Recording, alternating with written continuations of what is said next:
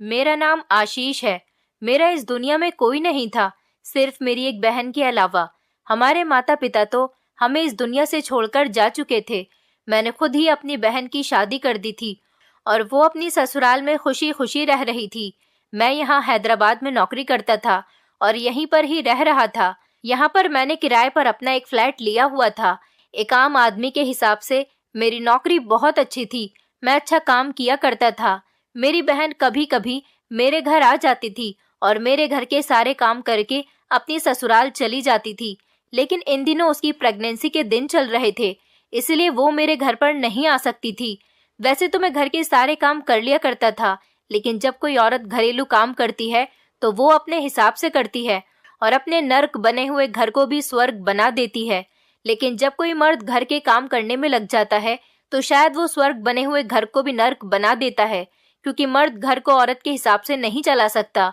औरत बहुत समझदारी और अपने हिसाब से ही अपने घर को चलाती है। फिर शायद मेरे अकेलेपन के लिए भी एक सल्यूशन निकल गया था। मैंने कभी जिंदगी में नहीं सोचा था कि मुझे कभी एक लड़की से बेहद प्यार हो जाएगा। वो लड़की मेरा आने वाला भाग्य बन जाएगी, क्योंकि उसे पाने के लिए मैंने हर कोशिश की थी। मुझे नहीं पता था कि मैं जिस लड़की को पाने की कोशिश कर रहा हूँ, उसकी सारी ख्वाहिशें पूरी करते करते मेरे साथ एक दिन कुछ ऐसा हो जाएगा, इसके बारे में कभी मैंने सोचा भी नहीं होगा। क्योंकि जिस लड़की से मैं प्यार करता था, उसने मेरे साथ साथ मेरी फीलिंग्स को भी ठेस पहुंचाई थी। लेकिन फिर भी मैंने उसकी खुशी को ही मद्देनजर रखते हुए उसे उसके हाल पर छोड़ दिया था और अपना दिल पक्का कर लिया था। क्योंकि मेरी पत्नी ने मेरे साथ, मेरी शादी को 6 महीने हो गए थे और मैं अपनी पत्नी के साथ बहुत ज्यादा खुश था, क्योंकि मैं अपनी जिंदगी का ये स्पेशल टाइम गुजार रहा था। वो टाइम मेरे लिए ऐसा था जिसको मैं आज भी याद करके मुस्कुराता हूँ। मुझे अपनी पत्नी एकता से बहुत ज्यादा प्यार था, क्योंकि वो बहुत ज्यादा खूबसूरत थी। वो इतनी ज्यादा खूबसूरत थी कि मैं क्या, अगर कोई और भी मर्द उसे देखता तो वो सिर्फ देखता ही रह जाता। भगवान ने उसे बहुत ही फुर्सत से बनाया था। उसकी खूबसूरती ऐसी थी कि मैं हमेशा उसकी खूबसूरती की तारीफ ही करता रहता था। उसके चेहरे से मेरी नजर हटती ही नहीं थी। एकता को अपनी खूबसूरती पर बहुत ही ज्यादा नाज था। वो अपने खूबसूरत होने पर बहुत घमंड किया करती थी और इसी वजह से वो किसी को मुंह तक नहीं लगाती थी। लेकिन मुझे उसकी आदत बहुत पसंद आई थी और मैंने सोच लिया था कि मैं इसी लड़की से शादी करूंगा। बस इसी बात ने मुझे बहुत ज्यादा बेइज्जत किया था। मैंने उसको पाने के लिए उसके घर के बहुत ही चक्कर लगाए थे और फिर इतनी मेहनत करने के बाद आखिरकार मेरी कोशिश रंग ले ही आई थी और मैं अपने मकसद में कामयाब हो गया था। फिर एकता से मेरी शादी भी हो गई थी। एकता से शादी हो जाने के बाद मैं खुद को दुनिया का सबसे खुशकिस्मत इंसान समझने लग गया था, क्योंकि मेरे लिए ये बहुत सौभाग्य की बात थी कि सबसे खूबसूरत लड़की मेरी पत्नी बन गई थी और फिर वो मुझे बेहद पसंद थी। मैंने जिसे चाहा था उसे पा भी लिया था। अब मैं चाहता था कि जितनी मोहब्बत मैं एकता से करता हूँ, वो भी मुझसे इतनी ही ज्यादा मोहब्बत करने लगे। मैं चाहता था कि मेरी वजह से एकता को किसी चीज की कोई परेशानी ना हो।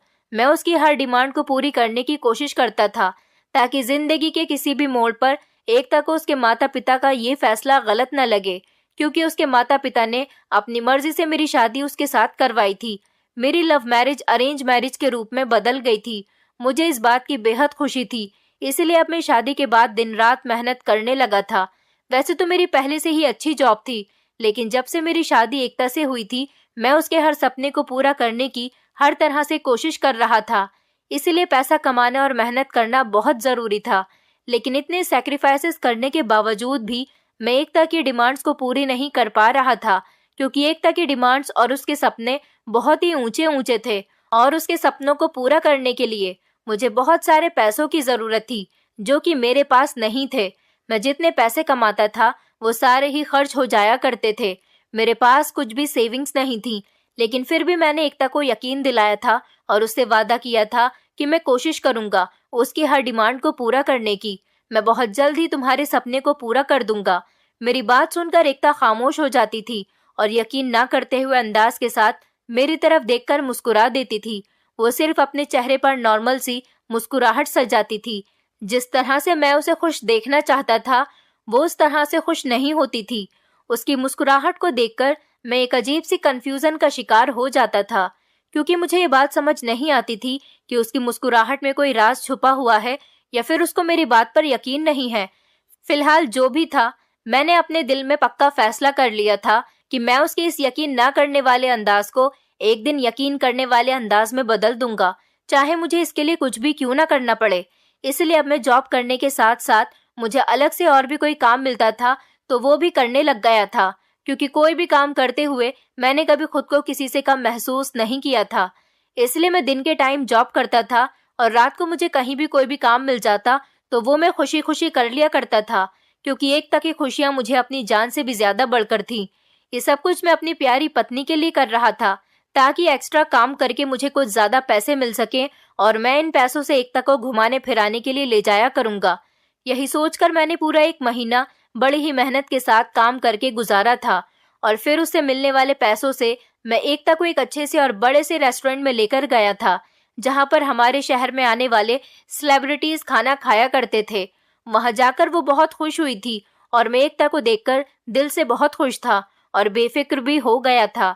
मैंने दिल ही दिल में भगवान का शुक्रिया अदा किया था और सोचा था कि चलो इतने टाइम में ही सही, पर मैंने अपनी पत्नी को खुशी तो दे ही दी। अब मैंने ये अपना हर हफ्ते का रूटीन बना लिया था, क्योंकि हर हफ्ते एकता को अपने साथ किसी ऐसी जगह पर ले जाता था जहां पर मेरे पैसे तो ज्यादा खर्च होते थे, पर मेरी पत्नी के चेहरे पर मेरी वजह से मुस्कान आ जाती थी।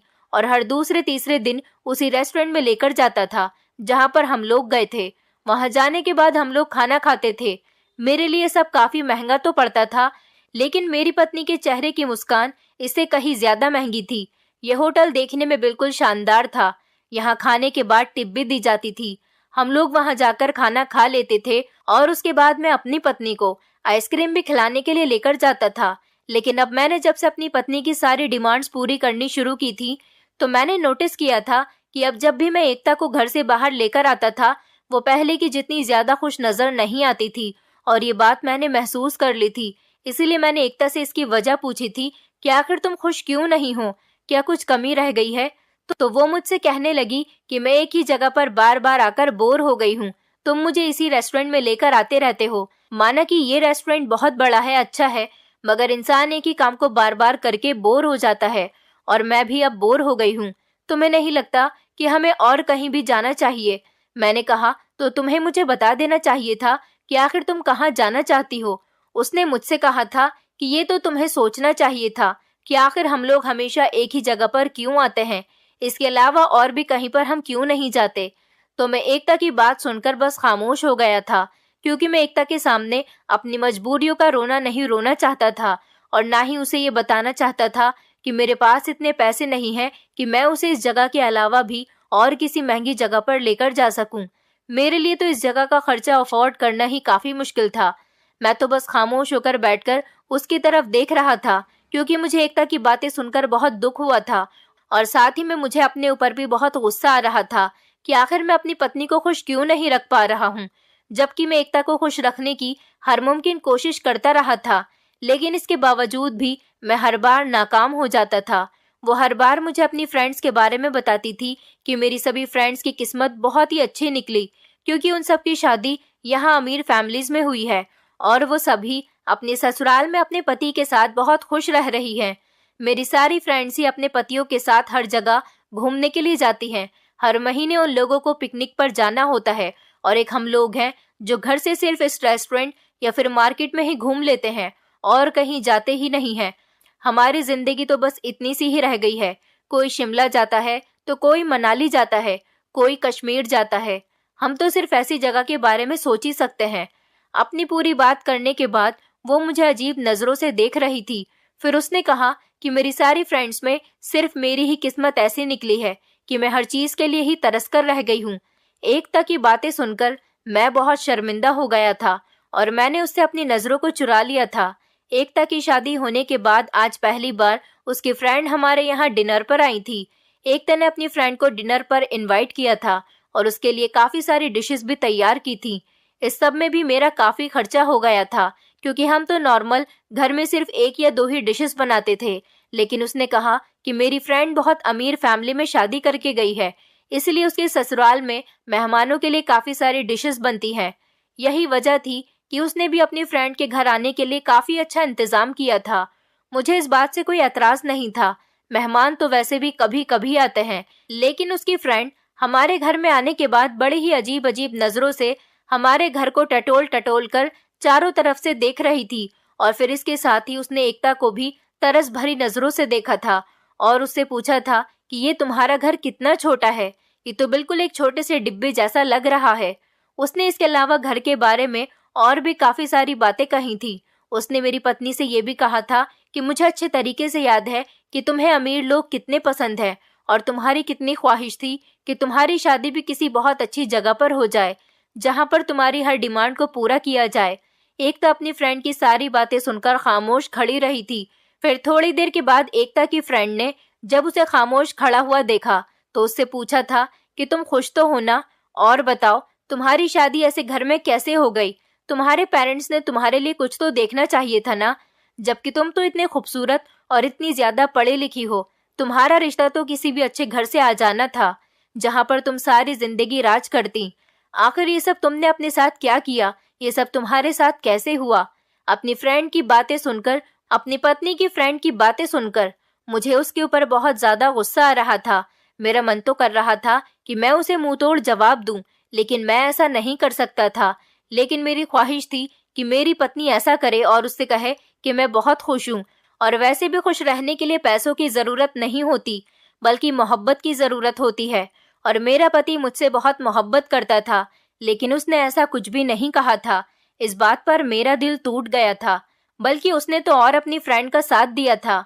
उसने बुरा सा मुंह बना लिया था और अपनी फ्रेंड से कहा था कि खूबसूरत होने से भला क्या होता है, बस इंसान की किस्मत अच्छी होनी चाहिए। शायद मेरी किस्मत अच्छी नहीं थी, तभी तो मेरी शादी यहाँ पर हो गई। बस इंसान अपनी किस्मत के हाथों मजबूर हो जाता है।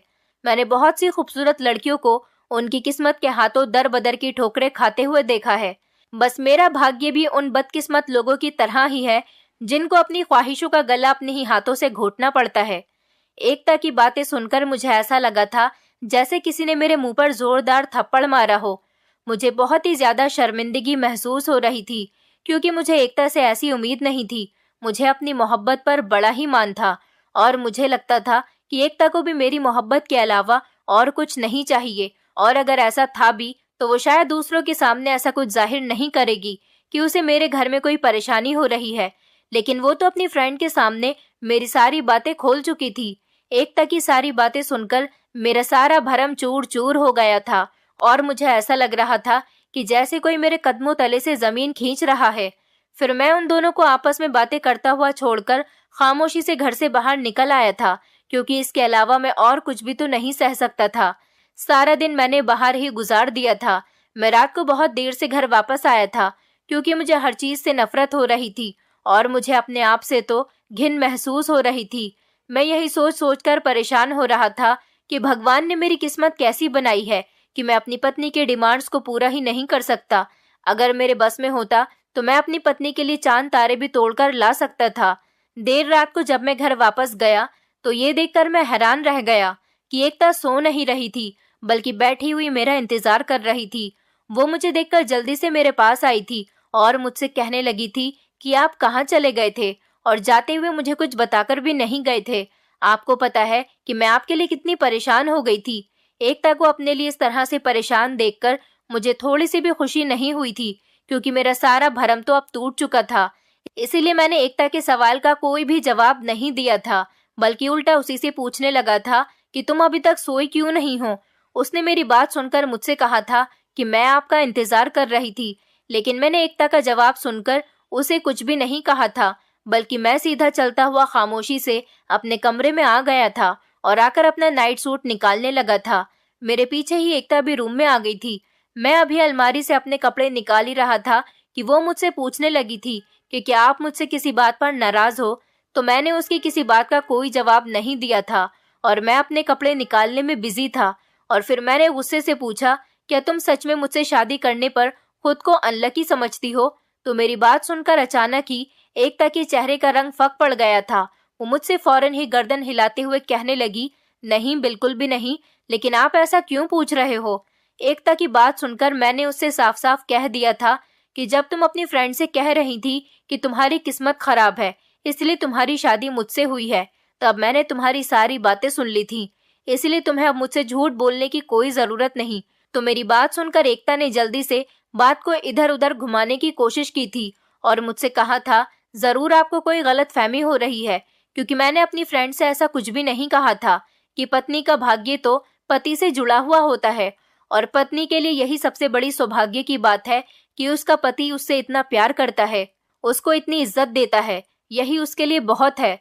इसीलिए अगर मेरे पति की भी किस्मत अच्छी हुई तो उनको सब कुछ मिल जाएगा, लेकिन अगर मैं ही बदकिस्मत हुई तो इस सब में आपका तो कोई कसूर नहीं है। एकता की बातें सुनकर मैं फौरन ही उसकी बातों में आ गया था, क्योंकि वो बहुत ही मासूम सा चेहरा बनाकर ऐसी बातें कर रही थी। और तो और मैंने उसका यकीन भी कर लिया था, क्योंकि मैं अपनी पत्नी से बहुत प्यार करता था। मैं उसकी हर बात पर आंख बंद करके यकीन कर लिया करता था। इसीलिए मैंने एकता से अपनी सारी नाराजगी खत्म कर दी थी। फिर कुछ ही दिनों के बाद मेरी पत्नी की वही वाली फ्रेंड के घर पर फंक्शन था और एकता वहीं जाने की जिद कर रही थी। मैं नहीं चाहता था कि एकता अपनी उसी फ्रेंड के घर जाए, क्योंकि जब वो हमारे घर आई थी तो उसकी बातें सुनकर वो मुझे बिल्कुल भी अच्छी नहीं लगी थी। इसलिए मैंने एकता को वहां जाने से साफ मना कर दिया था। लेकिन एकता कब किसी की बात मानती है, बल्कि वो तो अपनी ही चलाती है। इसलिए मैं भी उसकी जिद के आगे मजबूर हो गया था और उसे जाने की परमिशन दे दी थी। लेकिन एकता रात को काफी देर के बाद घर वापस आई थी। उसे घर आने में काफी रात हो गई थी। मुझे उसकी बहुत फिक्र सता रही थी। इसलिए एकता के आते ही मैंने उससे पूछा था कि इतनी देर क्यों कर दी तुमने घर आने में। मेरी बात सुनकर उसने कहा था कि आज इतने टाइम बाद हम कॉलेज की सारी फ्रेंड्स एक साथ मिले हैं और अपने बीते हुए दिनों को याद किया है, तो देर सवेर तो हो ही जाती है।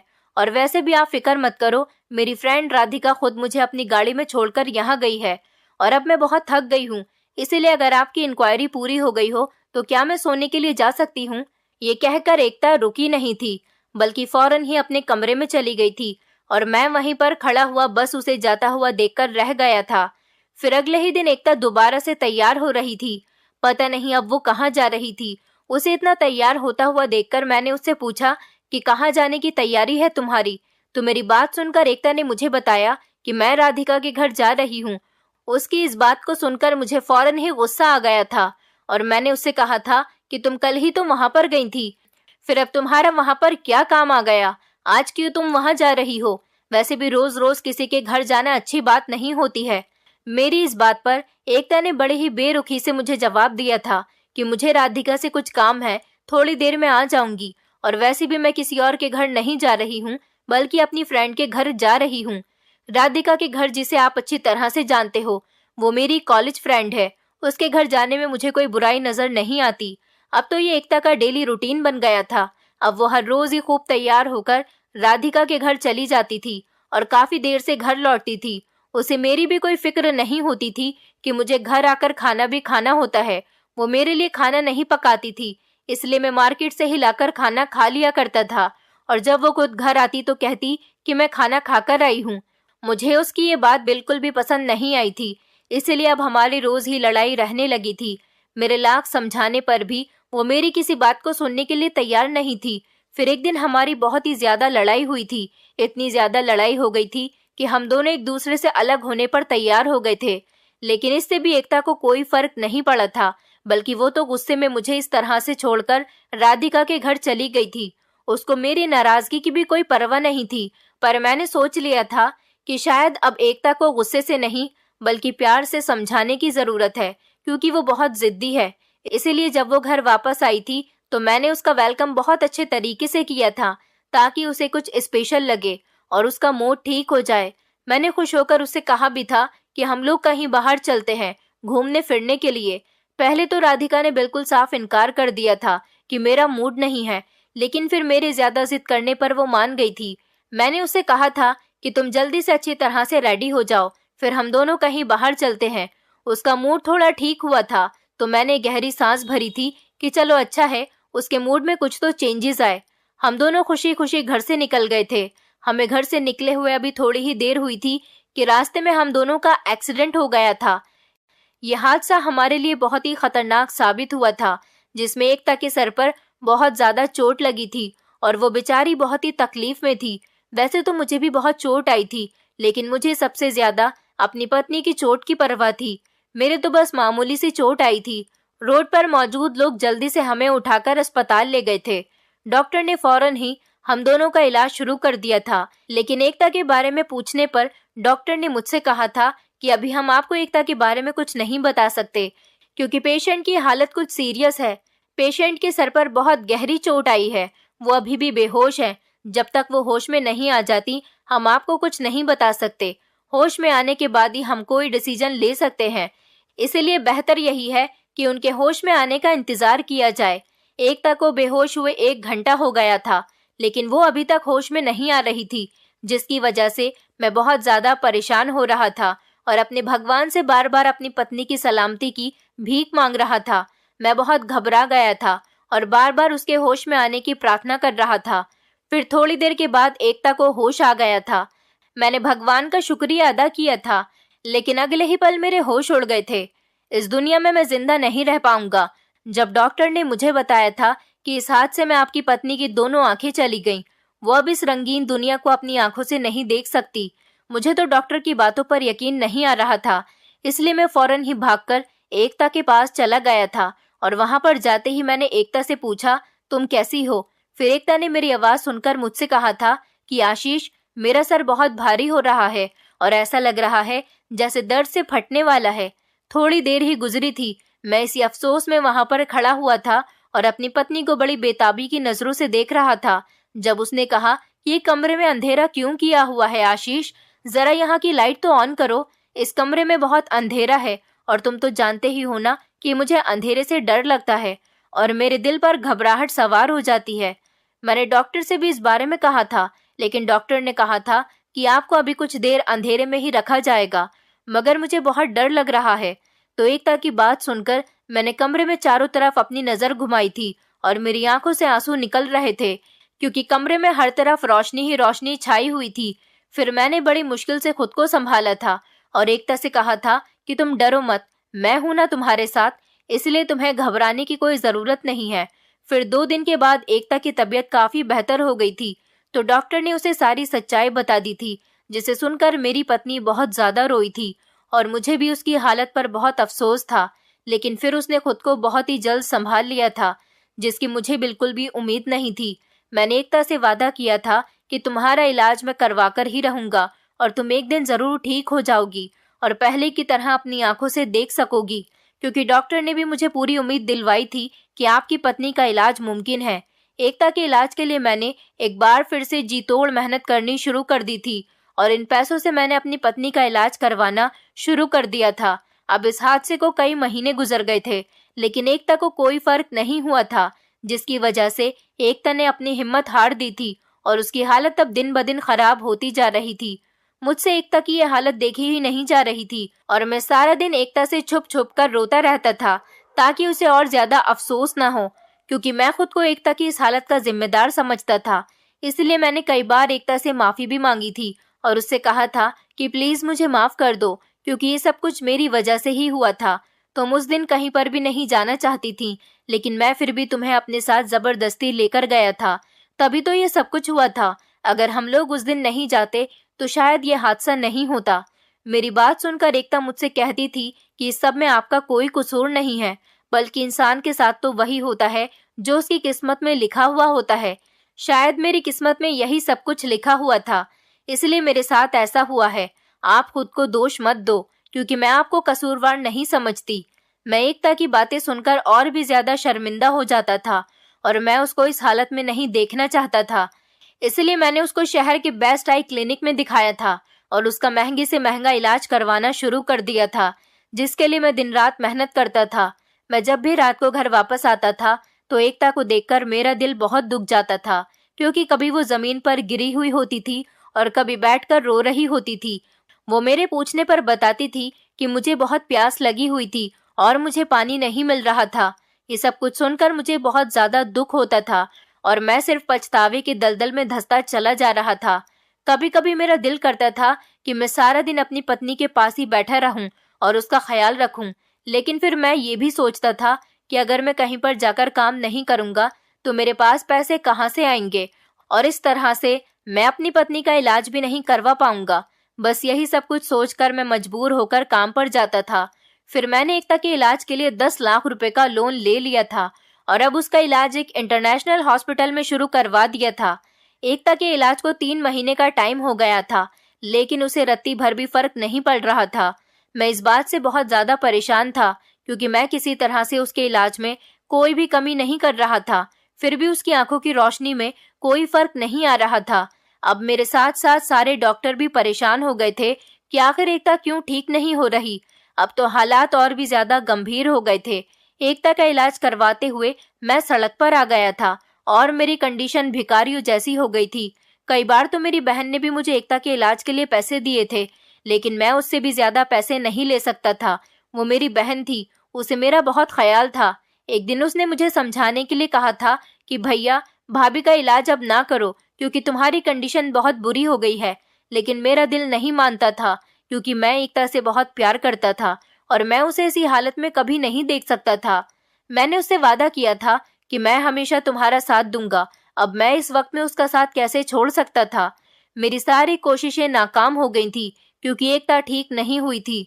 अब जिन लोगों से मैंने उधार लिया था, वो भी मुझसे बार बार पैसे मांग रहे थे और मैं हर बार उन लोगों से कुछ वक्त मांग लेता था, लेकिन ये लोग इस पर भी राजी नहीं हो रहे थे। और होते भी क्यों, क्योंकि मैं उन लोगों को कई बार टाल चुका था। मुझे झूठ बोलना पसंद नहीं था, लेकिन मैं मजबूर था। मैं बहुत बुरे हालात से गुजर रहा था। इन लोगों ने मुझ पर जोर डालना शुरू कर दिया था कि मैंने उनके पैसे वापस नहीं किए तो वो लोग मेरा बुरा हाल कर देंगे। मैं अपने हालात से लड़ते लड़ते अब थक चुका था, क्योंकि कुछ भी ठीक नहीं हो रहा था और मैं अब बेबस हो चुका था। फिर एक दिन जब मैं काम से घर वापस आया तो एकता की हालत कुछ अजीब सी थी। उसकी आंखों में आंसू थे और वो पसीने से भीग रही थी। उसके हाथ में बहुत से पैसे थे। फिर उसने मेरी आवाज सुनते ही सारे पैसे मेरे सामने किए थे और मुझसे कहने लगी थी कि ये पैसे आपका कोई दोस्त देकर गया है। इन पैसों को मैंने बड़ी हैरानी से देखते हुए सोचा था कि ये पैसे आखिर किसने दिए होंगे, क्योंकि मेरे तो काफी सारे दोस्त थे, लेकिन कुछ ऐसे दोस्त थे जो मेरी मदद किया करते थे। वो इन दिनों शहर से बाहर गए हुए थे और कुछ दोस्तों से तो मैं पहले ही पैसे उधार ले चुका था। वो लगातार मुझसे अपने पैसे मांग रहे थे। अब ऐसा हर रोज ही होने लगा था। मैं जब भी घर वापस आता था तो एकता पैसे मेरे सामने रख देती थी, लेकिन उसकी हालत बहुत ही अजीब सी होती थी। कभी उसके बाल खुले हुए होते थे और कभी वो बहुत टेंशन में होती थी और कभी तो वो रो रही होती थी और उसके मुंह पर थप्पड़ का निशान भी होता था, जिसे देखकर मैं बहुत डर जाता था और सोचता था कि आखिर ये सब कुछ क्या हो रहा है। इसलिए एक दिन मैं इस हकीकत को जानने के लिए एकता को घर से ये कहकर घर के अंदर छुप गया था कि मैं काम पर जा रहा हूँ और एकता पर नजर रखे हुए था, क्योंकि मैं ये जानना चाहता था कि आखिर एकता को पैसे कौन देकर जाता है और उसकी ये अजीबोगरीब हालत कैसे होती है और इस सब का मतलब क्या है। लेकिन फिर थोड़ी ही देर के बाद मेरे सर पर आसमान टूट पड़ा था और मुझे अपनी आंखों पर यकीन नहीं हो रहा था कि मैं जो देख रहा हूँ वो सब हकीकत है या नहीं, क्योंकि मेरे जाते ही एकता उठ खड़ी हुई थी और सीधा चलती हुई कमरे में चली गई थी। फिर कुछ ही देर में वो अपना मोबाइल लेकर आई थी और किसी अंकित नाम के लड़के से फोन पर बातें कर रही थी और कह रही थी कि हमारे इस नाटक का कोई भी फायदा नहीं हुआ, क्योंकि मुझे तो लगा था कि जब मैं अंधेपन का नाटक रचाऊंगी तो आशीष मुझे डिवोर्स दे देगा, क्योंकि वो तो लड़कियों की खूबसूरती पर मरने वाला इंसान है। मुझे भी उसने खूबसूरत देखकर ही पसंद किया था और अब तो मेरी खूबसूरती पर ग्रहण लग चुका था, लेकिन फिर भी उसने तो मेरी उम्मीदों पर पानी ही फेर दिया जब उसने मेरा इलाज करवाना शुरू कर दिया था और वो कह रही थी कि अंकित देखो, तुम्हारा दूसरा आइडिया भी हमारे कुछ काम नहीं आया। मैं तो हर रोज ही अजीब अजीब हरकतें करने लग गई थी कि अब तो आशीष मुझ पर शक करेगा और मुझे फौरन ही छोड़ देगा, लेकिन पता नहीं क्यों आशीष तो बहुत ही बेवकूफ इंसान है। उसे तो मुझ पर शक ही नहीं हो रहा। मेरी तो अब बस यही ख्वाहिश है कि आशीष मुझे जल्द से जल्द डिवोर्स दे दे और मैं इस घर को और उसको छोड़कर चली जाऊं, क्योंकि मैं इस घुटन भरे माहौल में और इस गरीबी भरी जिंदगी से आजाद हो जाऊंगी और मैं बस जल्दी से इस कैद से आजाद होना चाहती हूँ। एकता की बातें सुनकर मुझे ऐसा लगा था जैसे मुझे किसी सांप ने सूंघ लिया हो, क्योंकि मैं अपनी जगह से कोई रिएक्ट ही नहीं कर पा रहा था और मुझे यकीन नहीं आ रहा था कि एकता मेरे साथ अंधेपन का इतना बड़ा नाटक कर रही थी। फिर मुझे अपने आप पर भी बहुत गुस्सा आ रहा था कि आखिर मैं इसके नाटक को पहचाना क्यों नहीं। मैंने इसके ऊपर इतने पैसे लगाए और अब मैं इतने कर्ज में डूब गया हूँ जिससे निकलना मेरे लिए बहुत मुश्किल नजर आ रहा है। मैंने एकता की खुशी के लिए क्या कुछ नहीं किया था। मेरा मन तो कर रहा था कि मैं जाकर अभी एकता के मुंह पर थप्पड़ मार दूं और उससे पूछूं कि आखिर तुमने मेरे साथ इतना बड़ा धोखा क्यों किया। उसने मेरी मोहब्बत के बारे में एक बार भी नहीं सोचा था। अब मुझे उससे बहुत ज्यादा नफरत महसूस होने लगी थी। फिर मैंने खुद को बड़ी मुश्किल से संभाला था और एकता को रंगे हाथों पकड़ लिया था। वो मुझे देखकर बहुत डर गई थी और उसने मुझसे नजरें चुरा ली थी, क्योंकि वो समझ गई थी कि मैं उसकी सारी सच्चाई को जान गया हूँ। मैंने एकता से सवाल किया था कि आखिर तुमने मेरे साथ ये सब कुछ क्यों किया। मेरी बात सुनकर वो खामोश हो गई थी। फिर मैं उस पर चिल्लाया था और मैंने उससे कहा था कि खामोश मत रहो, मुझे सब कुछ सच सच बताओ। मेरे चिल्लाने पर वो कांप गई और उसकी आंखों में अचानक आंसू आ गए। वो कहने लगी थी कि मैं तुमसे तंग आ गई थी और तुम्हारे साथ इस गरीबी भरी जिंदगी से भी, क्योंकि मुझे मोहब्बत करने वाला इंसान नहीं बल्कि सिर्फ पैसे चाहिए थे, जो कि तुम्हारे पास नहीं है बल्कि अंकित के पास है। इसलिए मैंने ये सब कुछ किया था, क्योंकि मैं तुमसे प्यार नहीं करती। मैं तो सिर्फ उस इंसान से प्यार करती हूँ जो मेरी सारी ख्वाहिशों को चुटकियों में पूरा कर सकता है। एकता की बातों ने मुझे कुछ भी कहने के काबिल नहीं छोड़ा था, लेकिन फिर भी मैंने हिम्मत करके उससे पूछा था कि ये सब कुछ कब से चल रहा है। फिर अचानक से मुझे याद आया था और मैंने उससे कहा था कि जब तुम मुझसे राधिका के घर का कहकर जाती थी, तो क्या तुम राधिका के घर पर नहीं बल्कि आशीष से मिलने के लिए जाती थी। तो एकता ने फौरन ही मुझसे कहा था कि हाँ ऐसा ही है। और फिर वो कहने लगी थी कि अब अगर तुम्हें सारी सच्चाई का पता चल ही गया है तो मुझे डिवोर्स दे दो, क्योंकि मैं तुम्हारे साथ नहीं रहना चाहती। एकता की बात सुनकर मैंने उसे डिवोर्स दे दी थी, क्योंकि मैं उसे हमेशा खुश देखना चाहता था, अपने साथ ना सही तो किसी और के साथ ही सही। लेकिन डिवोर्स एक हफ्ते के बाद हुआ था। मैं अकेले ही अब एकता की यादों के सहारे अपनी जिंदगी को गुजार रहा था। हम दोनों के डिवोर्स को 4 महीने ही गुजरे थे कि एकता फिर से मेरे पास आ गई थी और इस बार वो रोती हुई आई थी। उसने आकर मुझे बताया था कि अंकित ने उसे धोखा दिया, क्योंकि वो अमीर आदमी नहीं है, बल्कि जो घर और गाड़ी उसने एकता को इम्प्रेस करने के लिए दिखाई थी वो तो उसके बॉस की थी, जहां पर वो जॉब किया करता था, और उसके बॉस ने अब उसे जॉब से निकाल दिया। और इतना ही नहीं, बल्कि अंकित पहले से ही शादीशुदा है और उसके 2 बच्चे भी हैं। वो तो सिर्फ एकता के साथ टाइम पास कर रहा था, उसको तो अपने बच्चों की ही परवरिश करना भारी पड़ रहा है और उसके पास एकता को देने के लिए कुछ भी नहीं था। उसने मुझसे कहा था, आशीष तुम मुझे माफ कर दो और एक बार फिर से मुझसे शादी करके मुझे अपने घर में जगह दे दो। मैं तुमसे वादा करती हूँ कि इस बार मैं तुम्हारा बहुत ख्याल रखूंगी और तुम्हें बहुत मोहब्बत भी करूंगी, क्योंकि मुझे तुमसे प्यार हो गया है। मुझे एहसास हो गया है कि मेरी बहुत बड़ी गलती थी। मैंने तुम्हारे साथ जो किया मुझे उसकी सजा मिली, जबकि तुम तो बहुत अच्छे इंसान हो। तुम मुझसे बहुत प्यार करते थे और तुमने मेरी खातिर क्या नहीं किया था, और मैं कभी तुम्हारे प्यार को नहीं समझ पाई। प्लीज मुझे एक्सेप्ट कर लो। एकता की बात सुनकर मैंने उससे कह दिया था कि मुझे एक ही पत्थर से 2 बार चोट खाने की आदत नहीं है, और वैसे भी तुमने मेरे साथ जो कुछ भी किया उसके बाद तुम अपनी रिस्पेक्ट मेरे दिल से खो चुकी हो, इसलिए अब मैं दोबारा तुम्हारी शक्ल भी नहीं देखना चाहता। तुम मेरे घर से चली जाओ और दोबारा कभी पलटकर मेरे पास वापस मत आना, क्योंकि अब मैंने खुद को संभालना सीख लिया है। वो रोते हुई मेरे पास से वापस अपने मायके, अपने माता पिता के पास चली गई थी और अब वो उन्हीं के पास रह रही है। उन लोगों ने भी मुझ पर बहुत जोर दिया था कि मैं एकता से दोबारा से शादी कर लूं, लेकिन मैंने उनकी भी कोई बात नहीं मानी थी। मेरी जिंदगी बहुत परेशानी भरी गुजर रही थी। मैं बहुत परेशान था। फिर एक दिन एक आदमी मेरे पास आया, 20 लाख रुपए का चेक लेकर आया था। उसने मुझसे कहा था कि ये पैसे तुमने मुझे 5 साल पहले उधार दिए थे और तुम ये पैसे मुझे देकर भूल गए थे, इसलिए मैं ये पैसे तुम्हें अब 5 साल बाद देने के लिए वापस आया हूँ, क्योंकि अब मेरा कारोबार अच्छा चलने लगा है और भगवान का दिया मेरे पास सब कुछ है, इसलिए मैं अपने ऊपर तुम्हारा कर्जा नहीं रख सकता। मुझे अब याद आया था कि जब मेरी बहन की शादी नहीं हुई थी तब मेरे पास काफी सारी सेविंग्स थी, तो इस इंसान ने मुझसे अपना कारोबार करने के लिए कुछ पैसे मांगे थे। मैंने इसको 10 लाख रुपए दे दिए थे और इस इंसान ने मुझे मेरी बहन की शादी पर बड़ी मुश्किल से 5 लाख रुपए तो दे दिए थे, लेकिन 5 लाख रुपए अभी भी बाकी रह गए थे। मैं उन पैसों के बारे में बिल्कुल भूल चुका था। मैंने अपने इन पैसों से एक रेडीमेड गारमेंट्स का बिजनेस शुरू कर दिया था। भगवान ने मुझे बहुत ही तरक्की दी थी और कुछ दिनों बाद ही मेरी बहन ने मेरे लिए एक अच्छी सी लड़की देखकर मेरी शादी भी करवा दी थी, जिसके साथ मेरी जिंदगी बहुत अच्छी गुजर रही है। और अब 3 साल बाद मैं एक बेटे का पिता भी हूँ। मैं आप लोगों से रिक्वेस्ट करती हूँ, मेरी तरह आप लोग भी आंख बंद करके किसी पर इतना भरोसा मत करना जितना कि मैंने किया था। दोस्तों, उम्मीद करती हूँ आपको हमारी कहानी पसंद आई होगी। कहानी पसंद आई है तो वीडियो को लाइक करें, चैनल पर नए हैं तो चैनल को सब्सक्राइब करें और हाँ, नोटिफिकेशन बेल को जरूर दबाएं ताकि अगली अपडेट सबसे पहले आपको मिले।